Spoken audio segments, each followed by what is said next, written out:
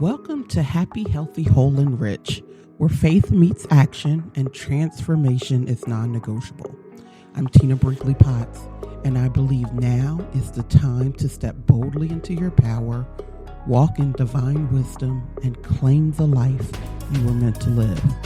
Each episode, I'll bring you real, unfiltered truth, because this world needs leaders who refuse to shrink. Let's get it. Welcome back to Happy, Healthy, Whole, and Rich. I'm Tina Brinkley Potts.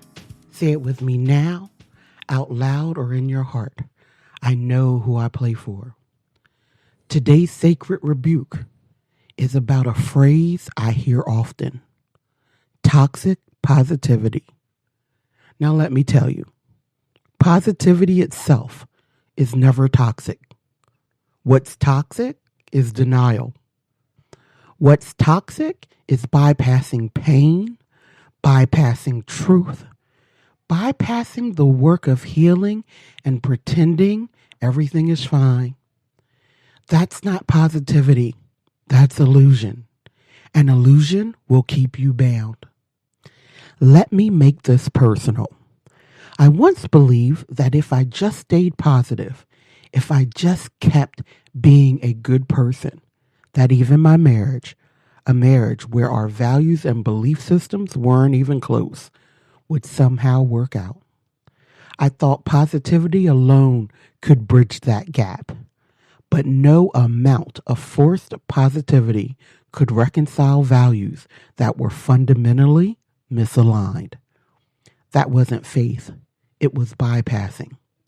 That wasn't wholeness, it was avoidance. And I see many spiritual people making the same mistake. They repeat patterns, tolerate misalignments, and call it staying positive. But what they're really doing is ignoring truth. And here's the sting. Positivity doesn't fix what denial refuses to face.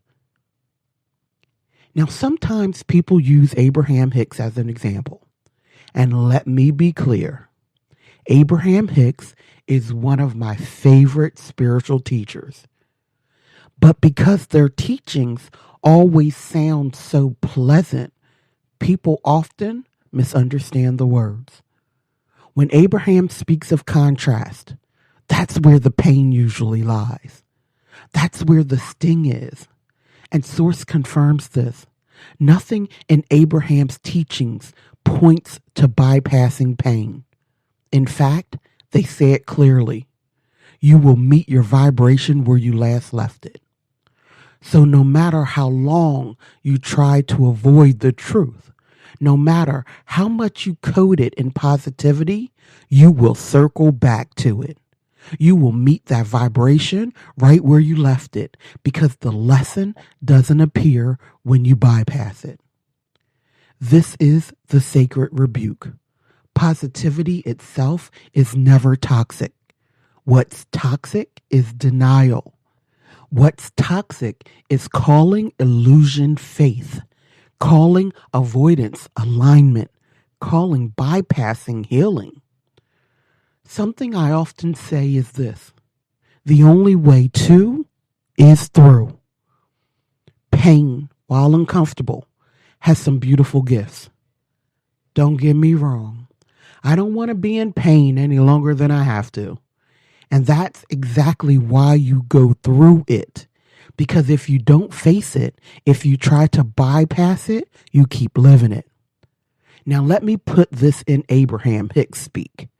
You must process your emotion on the subject so you don't keep attracting the experience. Yes, Abraham Hicks always sounds positive, but hear me clearly, it is not bypassing. In fact, it's the opposite. They often say it is very hard to jump from despair to bliss, but you can move from despair to anger, and from anger to discouragement, and then to hope. That's the work. And that work is for you to do. You can't give it to someone else. You can't avoid it.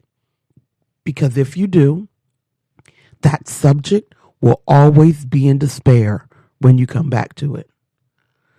That's the sacred rebuke here.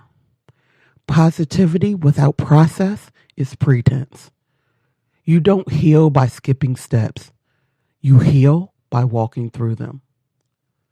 Psalm 23:4 says, "Even though I walk through the valley of the shadow of death, I will fear no evil, for you are with me." Notice, it doesn't say we skip the valley. It doesn't say we smile our way around it.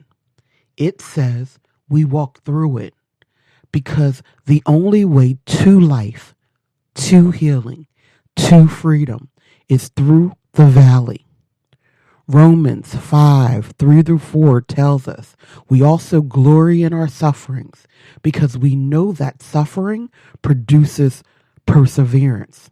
Perseverance, character, and character, hope.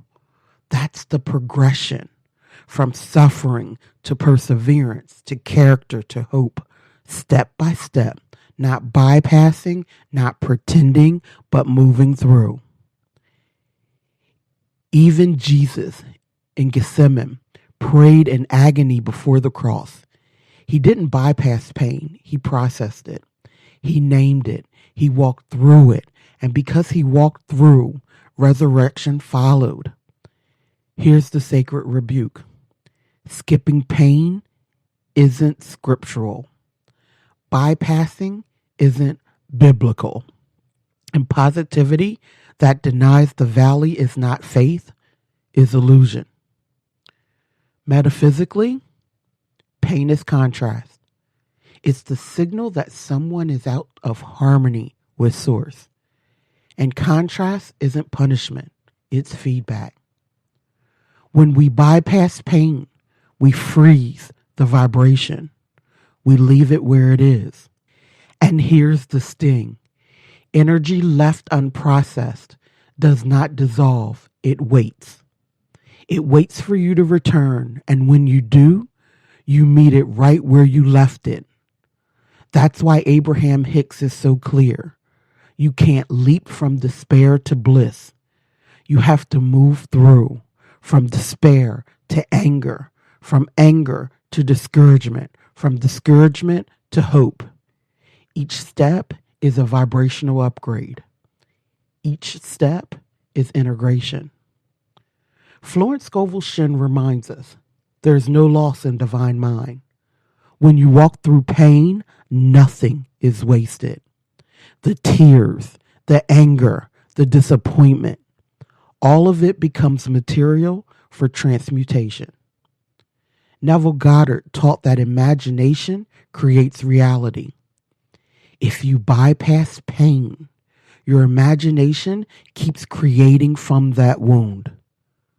But when you process pain, your imagination gets purified. You begin to create not from avoidance, but from alignment. So here's the sacred rebuke. Bypassing is a pause button, but moving through is a tuning fork.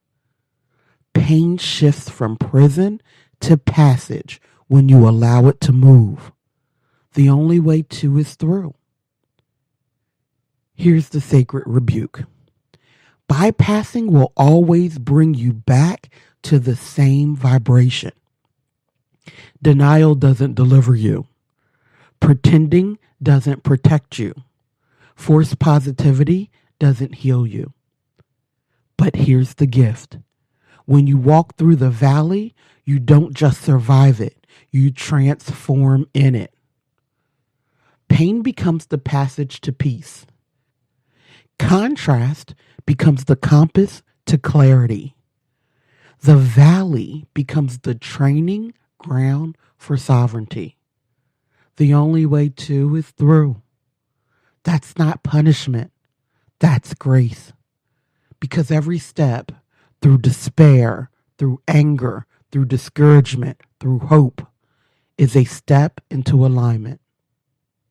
So let it sting so it can save. Let it cut so it can cleanse. And let it strip so it can strengthen. Because when you stop bypassing and start walking through, you discover that pain was never there to break you. It was there to build you. Now, take a deep breath and let it out. Open your journal and let honesty lead. Number 1, where in my life have I been bypassing pain with positivity? Am I pretending something is fine when it isn't? Number 2, what emotions have I been avoiding? Anger, grief, disappointment. Where have I left vibrations unfinished? Number 3, how has bypassing kept me in the same cycle? What patterns keep returning because I haven't walked through them? Number 4, what does the only way to is through look like for me right now? What step can I take today, even a small one, to move from despair toward hope? Number 5, how would my life expand if I processed instead of performed? What would freedom look like on the other side of walking through? Now let's move into affirmations. Repeat after me and let them anchor deep in your spirit. The only way to is through. I honor my emotions as sacred messengers, not enemies. I do not bypass my pain. I walk through it with my source. Every step I take through contrast leads me closer to clarity. I meet my vibration where I last left it, and I choose to rise. Pain is not punishment, it is passage. I allow it to move me into freedom. I know who I play for, and I choose truth over illusion, process over pretense. Now close your eyes and take a deep breath and let it out gently. Picture yourself standing at the bottom of a staircase. Each step represents an emotional state.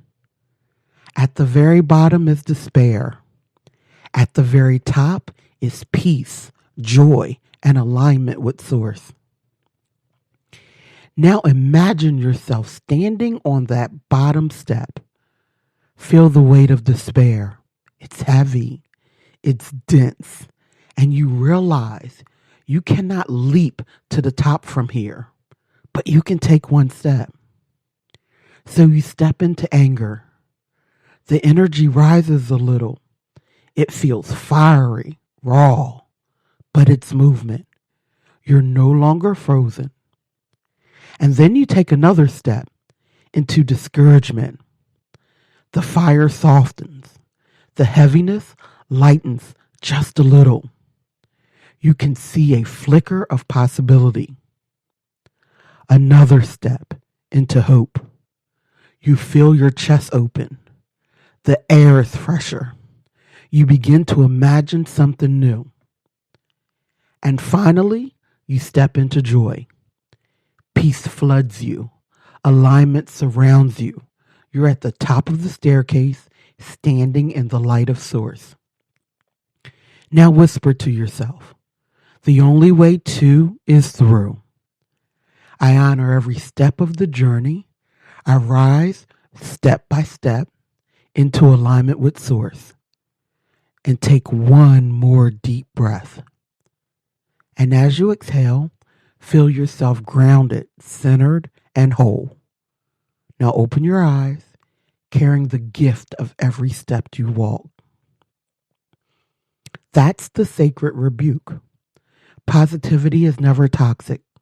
What's toxic is bypassing. What's toxic is pretending. What's toxic is calling avoidance faith. But when you walk through, pain becomes passage. Contrast becomes clarity. And every step brings you closer to alignment with Source. So let it sting so it can save you. Let it cut so it can cleanse. Let it strip so it can strengthen. The only way to is through. And when you walk through, you rise. You expand. You return to the wholeness that was always yours. Stay happy, stay healthy, stay whole, and stay rich in truth, in process, and in the freedom that comes from walking through. If this message spoke to you, don't keep it to yourself. Share it, live it, and let's grow together. Head over to happyhealthywholerich.com for more powerful teachings and join the movement. Remember, your breakthrough is waiting, but you have to show up. Until the next time, stay happy, healthy, whole, and rich.